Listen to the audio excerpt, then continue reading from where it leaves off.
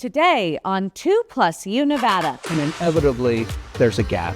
And this philanthropic fund helps to fill that gap with charitable giving so that these families, let's say carpet isn't an approved expense for X program or insurance hasn't covered Y, this can fill in to make sure that these families can get back on their feet. Many of you are looking for ways to help people impacted by the Wildfire. We'll show you how you can give and how the Community Foundation of Northern Nevada is making sure those donations reach people who need them most. It's not about shrinking yourself. It's not about conforming to different society standards. It's about being your strongest and best self. Going through a big life change, feeling stuck or ready for a reset? We sit down with high-frequency coaching to talk about turning challenges into strength and finding a path forward. Plus, so I don't want you to lose your job. Like, them kids need you. And what the words that came out his mouth, no, you're gonna stay with me. I remember my exact words, Dee, you're part of this family. We're not gonna turn our back on you. He lost the job he loved after making a decision he knew could change a student's life. The Ohio principal who opened his home to a homeless teen, and why he says he'd do it all over again. You're watching 2+U Nevada. It's home. Put everything back in your house the way you like it. With community and family. And this really is a family affair. It's local food. I got garlic in mine, capers. It's health and wellness. Plus, we don't have these, and we could be using them. With plenty of entertainment. 2+U Nevada, brought to you by 911 Restoration. Thank you for joining us for this edition of 2+U Nevada. I'm Sarah Johns, your host, and this is my co-host, Stella Ray. Say hi. Hi. Here we are again. Our community is reeling from another devastating wildfire, and this time the devastation is hitting home for so many families. People who lost their homes, their belongings, and the sense of security we all take for granted. We know how quickly a wildfire can change everything. Our sincere wishes are with those who lost so much. This weekend, our kids wanted to do something, so we gathered a bag of donations for a family we know who lost their home. You may remember we highlighted the Washoe County School District's Family Resource Center. That's a great place to take physical donations for families who need them. And coming up next, we're talking about a safe way to donate money, a fund being managed by locals to be given to locals who need it most. So don't go anywhere. Thank you for joining us today for 2+U Nevada.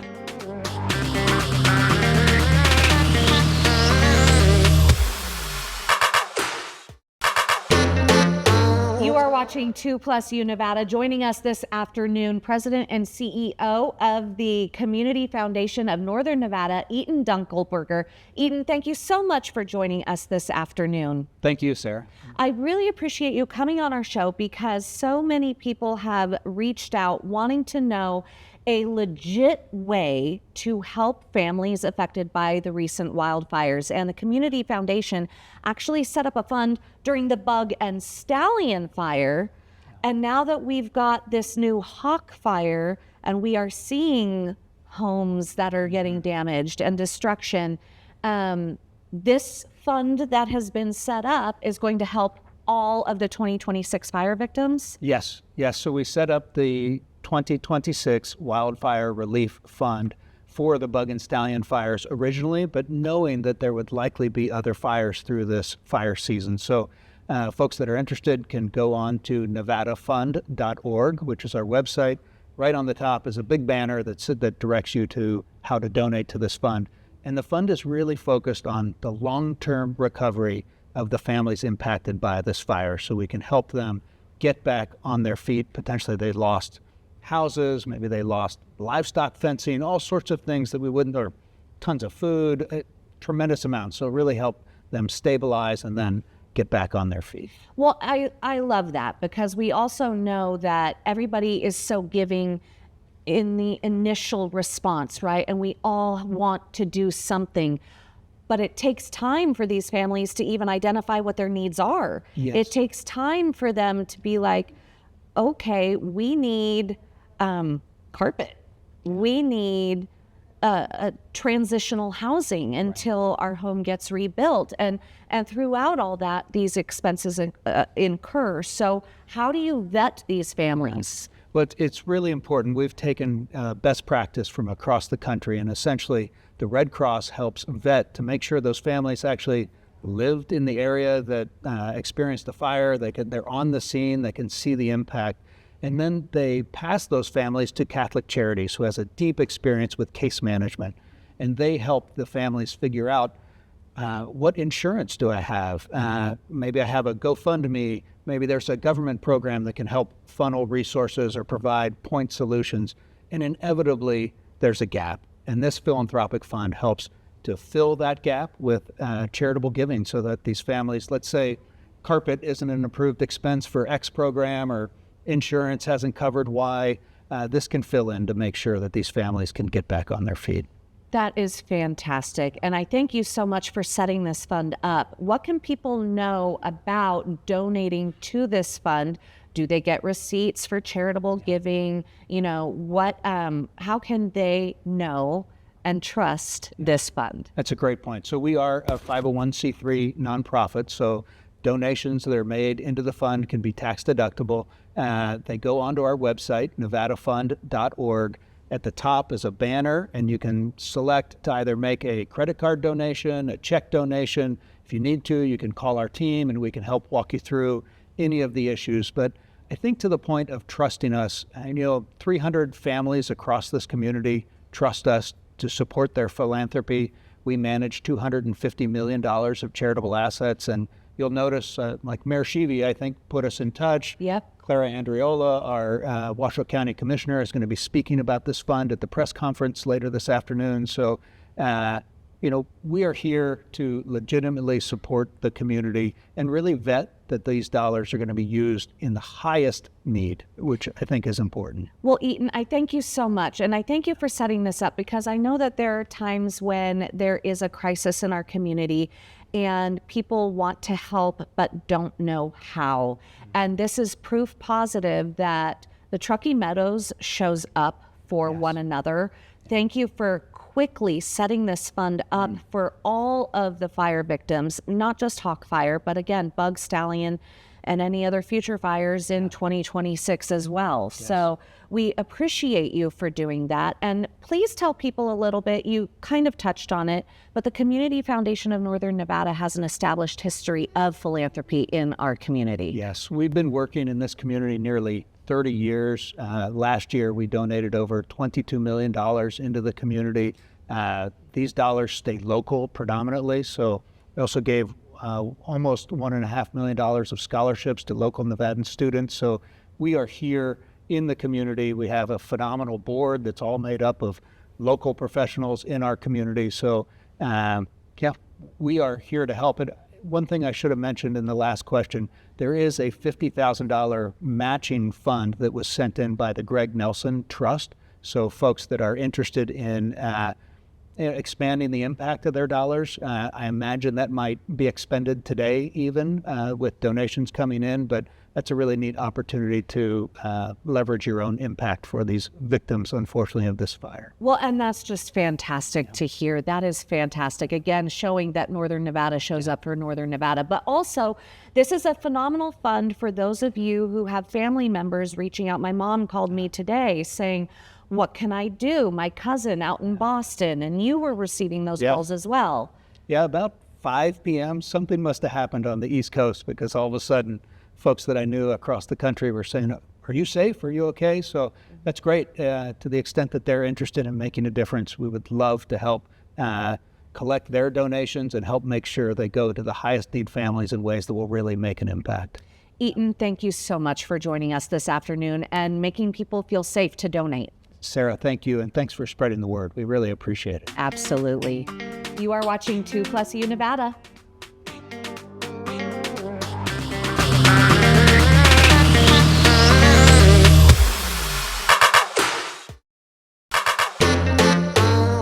watching 2+U Nevada. Joining us this afternoon, a very inspiring woman, Morgan Janjua, the owner of High Frequency Coaching. Morgan, thank you so much for joining us this afternoon. Thank you so much for having me. I'm so excited to be here. Well, you know what? I love the fact that you are here because what I see in you is a strong, powerful woman who's inspiring other women to find their inner strength. Will you tell people at home your backstory? Yeah. My story started 9 years ago in the beginning of 2017. I had started a health and fitness journey, and by October, I had lost 50 pounds. I was feeling so good and so proud of myself, and my daughter was also feeling so proud of me. And in October of 2017, my daughter and my grandmother were involved in a fatal car accident, and both of them passed away in the accident. And after that, after a long time of deep grief, I knew that I had to continue on, but in a different way. And that is what sparked High Frequency Coaching. And it's all about turning your pain into purpose and stepping into your highest timeline. You know, it's so hard to even comprehend coming out of that and rising like a phoenix. And so now you take that internal knowledge and grief and repurposing and have been coaching other women to do so in our community. And what is it that you want women at home to know that they will receive from you?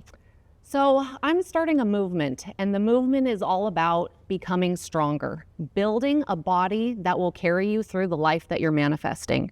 So it's not about shrinking yourself. It's not about conforming to different society standards. It's about being your strongest and best self. And that is truly what I empower all of my clients to do every single day. You know, the other thing that's very interesting that I think people at home should know is when it comes to your health journey, and a lot of women, we talk about the pounds on the scale. So let's just give you that number. You lost a tiny human. Yes. Yes. Tell people at home about the pounds that you lost, but what you've gained with that loss. So I've lost a little over 100 pounds, and I have gained so much knowledge. I've realized that it's not about the number on the scale. It's about the muscle mass.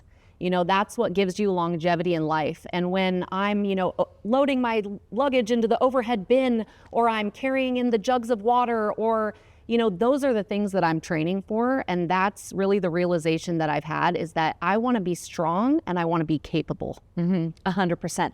And strong and capable is also what you are coaching your clients to do, whether you are standing next to them in the gym or not. You want them to actually know the equipment and know their body and know their muscle function. Yes. So go into that. So it's like, the saying where if you catch somebody a fish, they'll eat for a day. And if you teach them to fish, they're going to eat for a lifetime.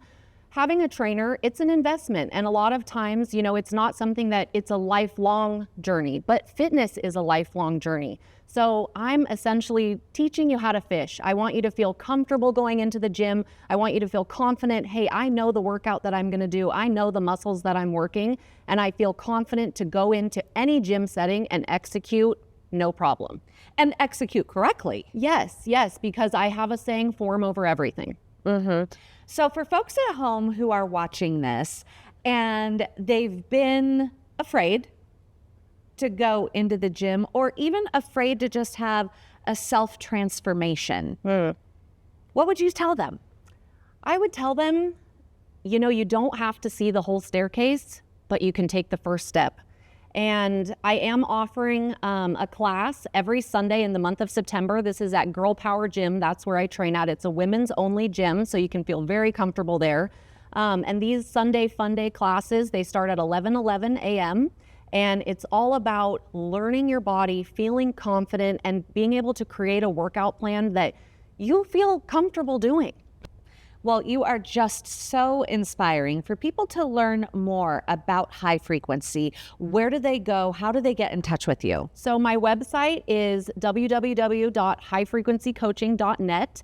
I'm also on Instagram, Morgan_high frequency coaching. And yeah, on my website, you have my email and all of my contact information. Anything that I didn't ask you? No, I think you covered it all, but I'm just, if this message speaks to you in any way and you're ready to step into your highest timeline, please reach out. Morgan, thank you so much for joining us. Thank you. It was a pleasure to be here. You're watching 2+U Nevada.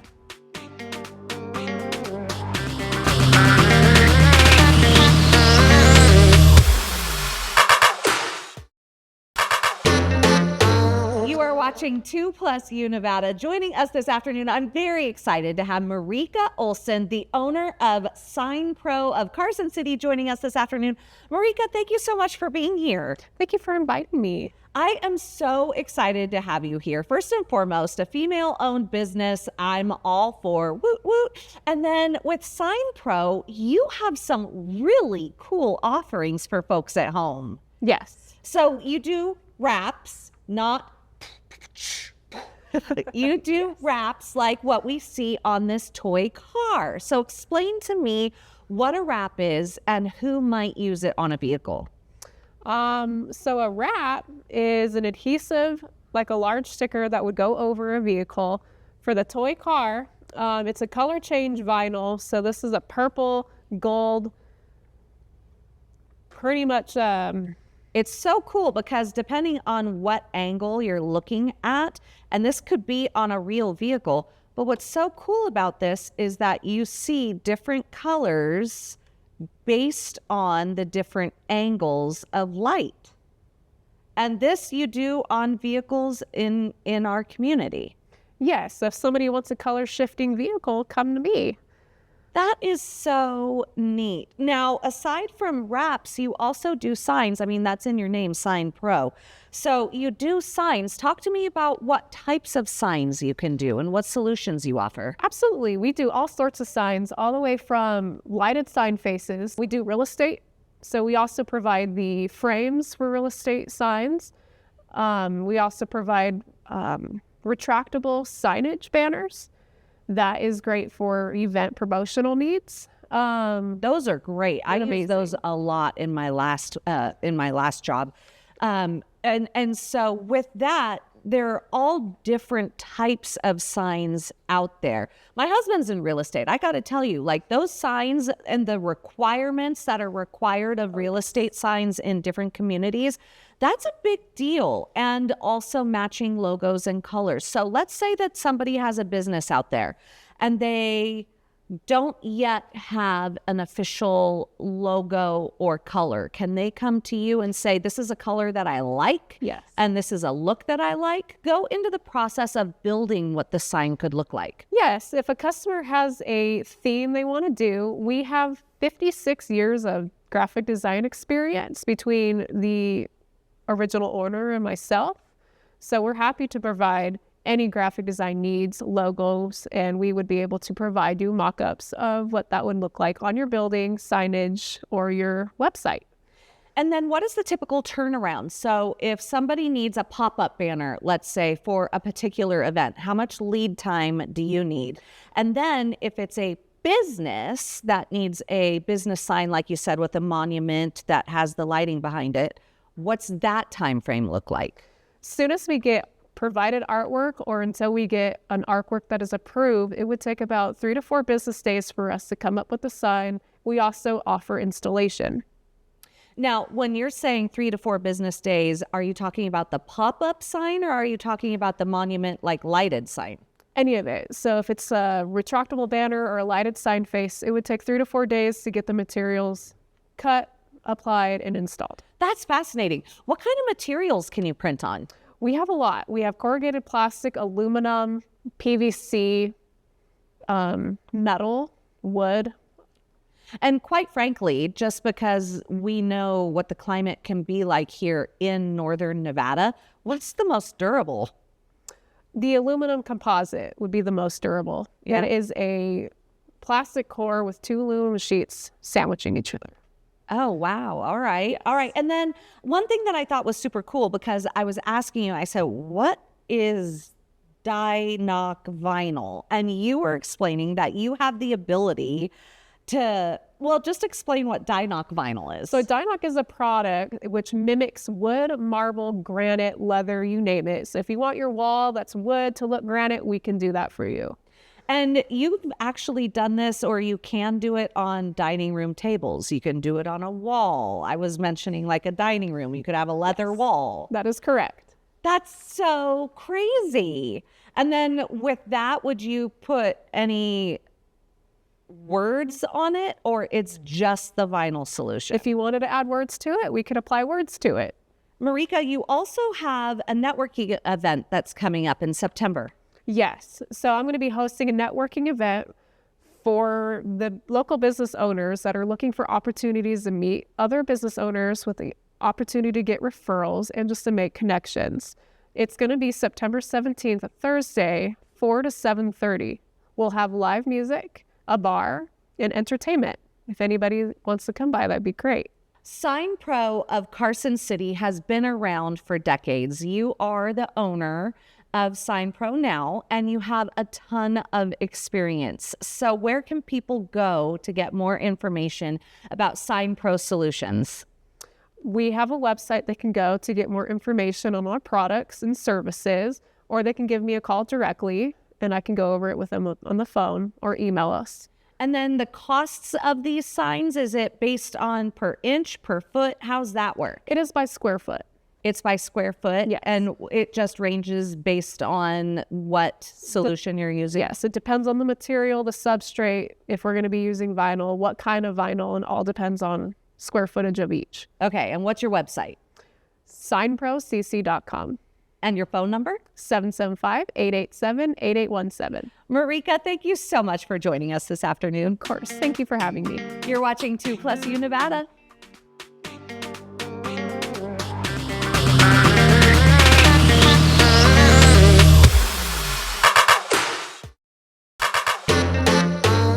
Dementia is a concern for millions of Americans as they get older, and protecting your brain health can start long before there are any warning signs. But what does good brain health actually look like in your everyday routine? Mandy Gaither breaks down 5 simple habits doctors recommend making part of your daily life at any age. For years, Linda Barber helped her mother care for her father and his cognitive decline. He hid it from us for a long time. After his death, Barber says genetic testing showed she too was at high risk of developing Alzheimer's disease, and her concern then turned to her own child. I want to be around and cognitive for my son. That's how Barber met Dr. Douglas Shari, a neurologist with the Ohio State University Wexner Medical Center. She learned 5 daily habits that can protect the brain and slow the progression of cognitive decline, regardless of age or family history. Use it or lose it. It's very much true for the brain. First, Shari says to get physical exercise. It's not only good for your heart and muscles, but moving your body boosts your brain. Next, do mental exercises. Keep your brain stimulated. Shari says to do that through puzzles and games and by staying social. Get off your phone and away from the television and engage in conversation. Third, maintain good nutrition. He recommends a Mediterranean diet with lots of fruits and vegetables and limiting red meats and processed sugars. Fourth, prioritize quality sleep. Keep bedtime routines and treat conditions like sleep apnea and high blood pressure to ensure you're getting those good Z's. And finally, reduce stress levels. That can include managing mental health conditions like depression and anxiety. If I can keep my cognitive going, then I'm going to be able to still have an enriched life. I'm Mandy Gaither. And if you're looking for another reason to keep your body and your mind moving, how about this? At 99 years old, Helga Dekinski is still dancing, still teaching, and still showing up at the ballet studio twice a week. She spent decades performing around the world, and now, as she approaches her 100th birthday, she's proving you're never too old to keep doing what you love. Alice Martinez takes us to class. You know what? At 99 years old, Helga Dekinski is as sharp as ever and still light on her feet. I'm surprised that I'm 99 because I don't really feel 99. Dekinski started dancing at age 6 in Depression-era Kansas, was trained in New York, and then made a name for herself as a professional ballerina who graced some of the biggest stages in the world. I just love dancing.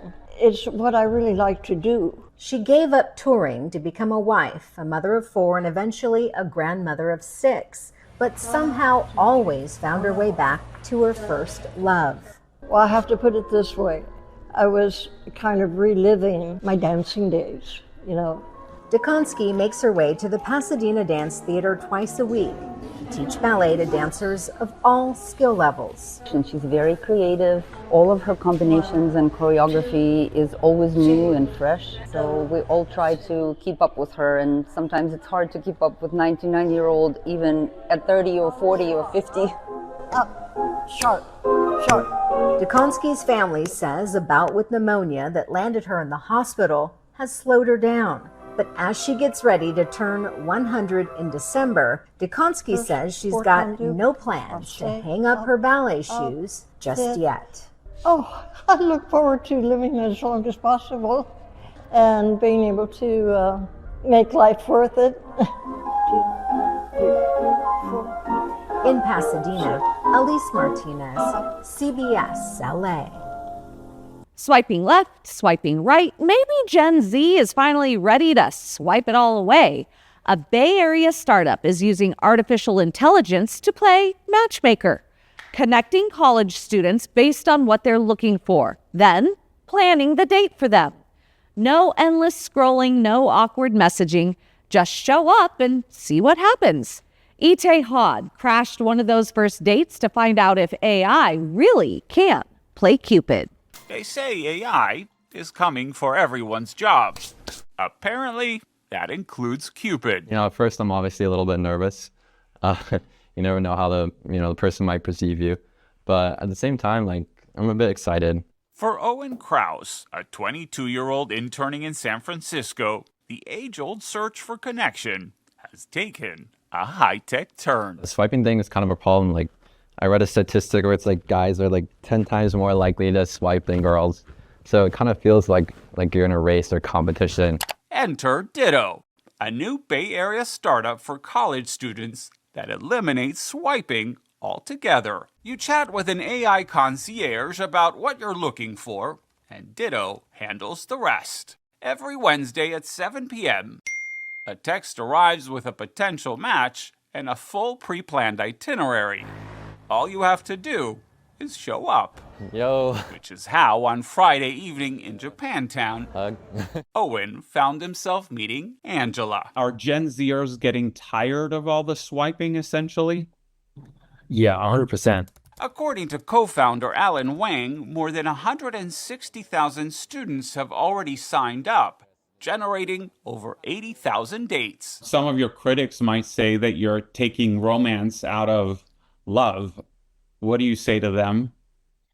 Well, I think the most romantic part of human connection is meeting in person. I would say like we're actually trying to push people to experience that faster. Which brings us back to Owen and Angela. How's it going so far?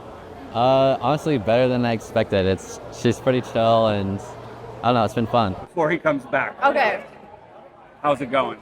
I think it's going well. He's very shy, but I look at like that. Maybe that's the irony of AI dating. Sometimes it takes an algorithm to remind us that the best way to connect is to disconnect. I think he's very cute. We'll be right back.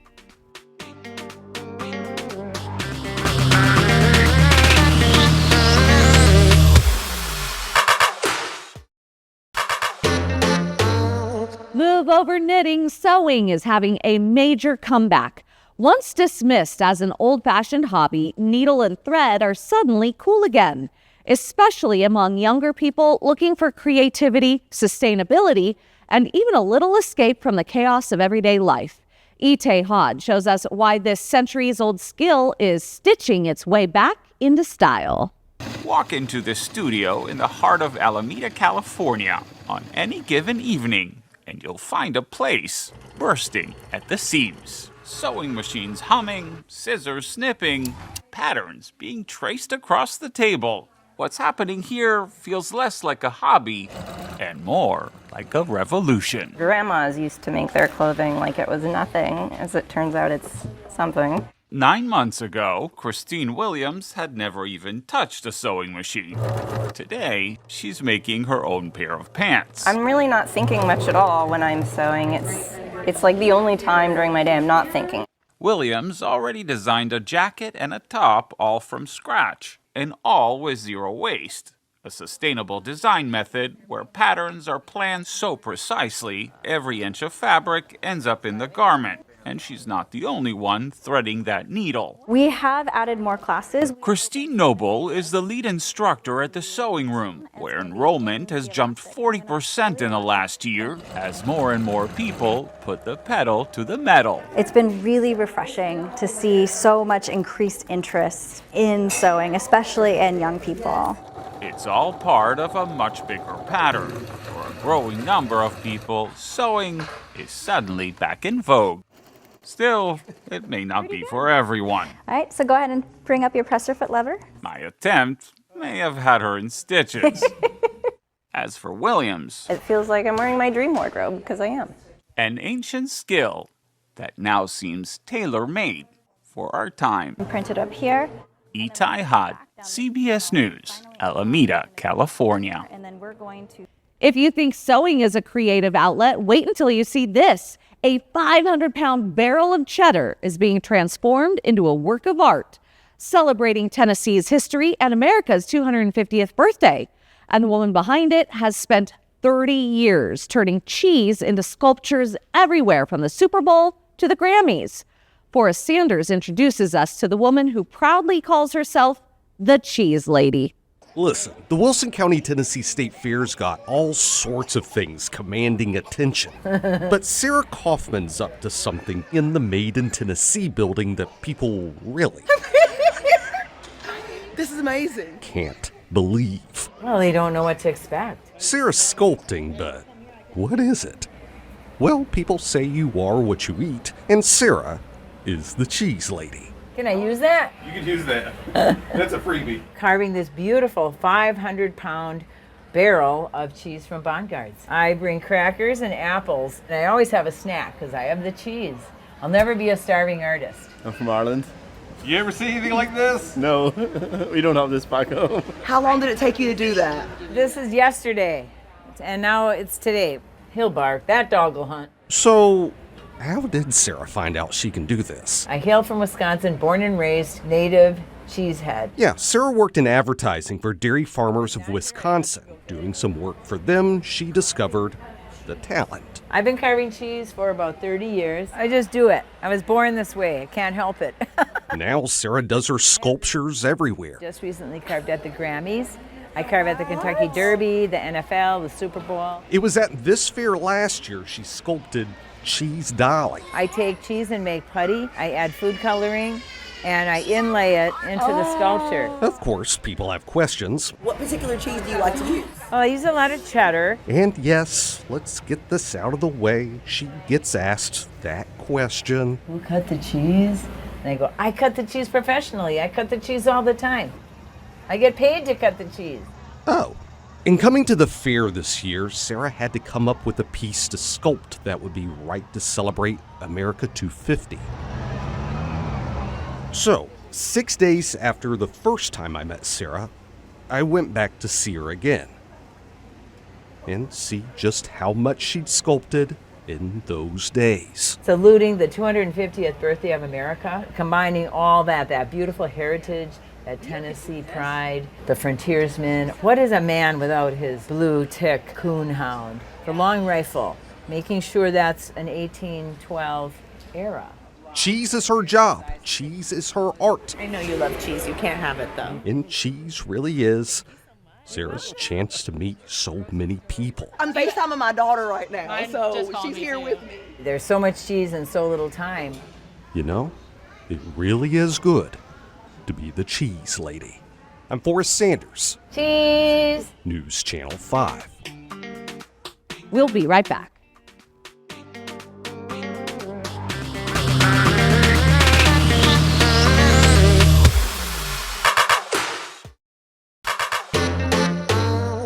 sometimes being there for a student means more than showing up at school. It means showing up for them when life falls apart.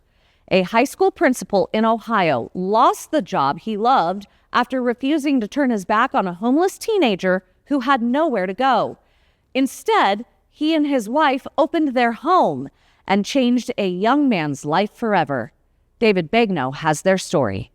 After 31 years in education, one decision cost Rob Burnside the job he loved the most. I was told that the district did not believe that I could go back into the building to be an effective leader, and I was given the option of stepping down or going through the process of being terminated. His offense?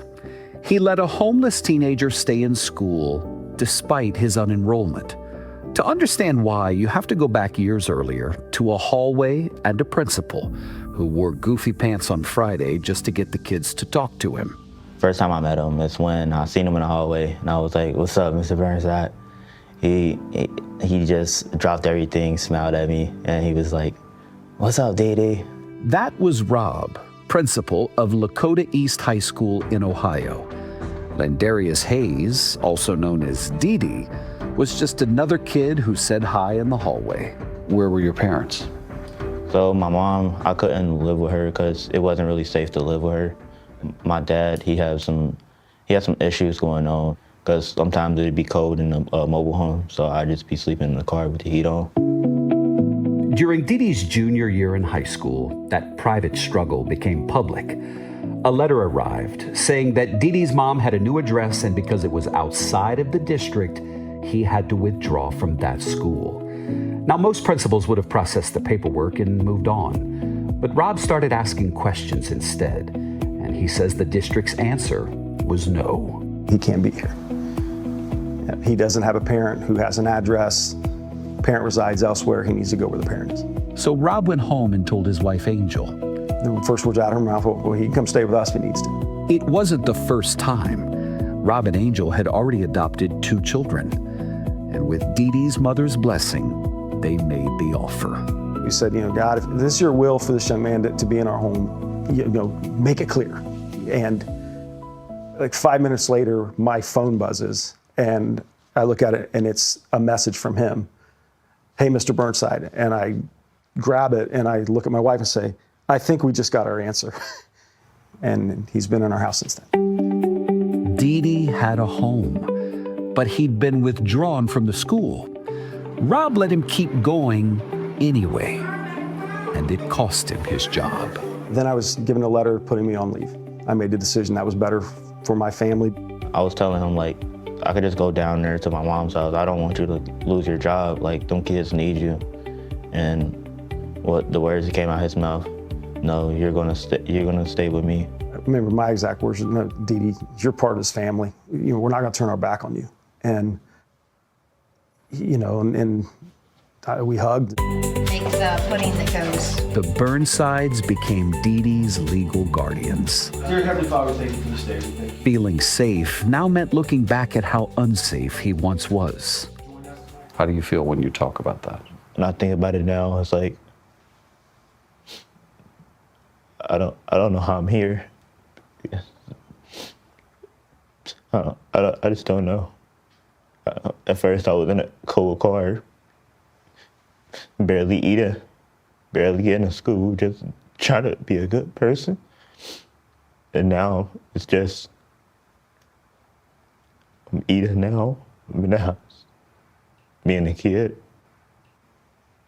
Now, then every time when I think about it, it's just, wow, how did I do it? For Rob, the price is still being paid. No one will hire him as a principal in the area. If you had to do it again, would you do the same thing? Yes. And no regrets? No. Because what value can you put on the life of a young person? Dee Dee's goal now is to become an aviation mechanic, and he's working towards it while he waits.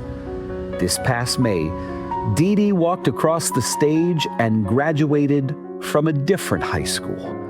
And in the stands watching him do it were the people he now calls Pops and Ma, Rob and Angel. His guardians, but really his guardian angels. We'll be right back.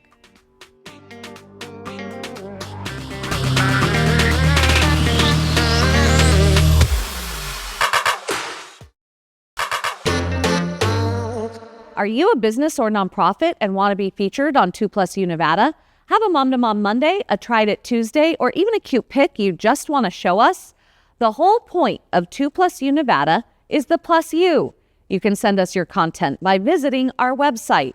Head to 2news.com and click on 2+U Nevada, or you can email us at 2+UNevada@ktvn.com. Finally, this afternoon, a Japanese castle is moved with the help of a game of tug-of-war. And a baby peacock thinks a recent college grad is its mama. Jeremy Roth shows us.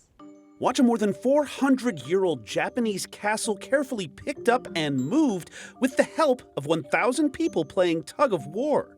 Over a decade ago, Hirosaki Castle in the Aomori Prefecture was carefully lifted and slowly moved so work could be done on the stone wall that supports it. Now, the castle is being moved back as slowly and surely as before, but with some good old-fashioned muscle, too. 1,000 people were selected by lottery to pull the castle tug-of-war style and ended up moving the structure about 3 feet by hand.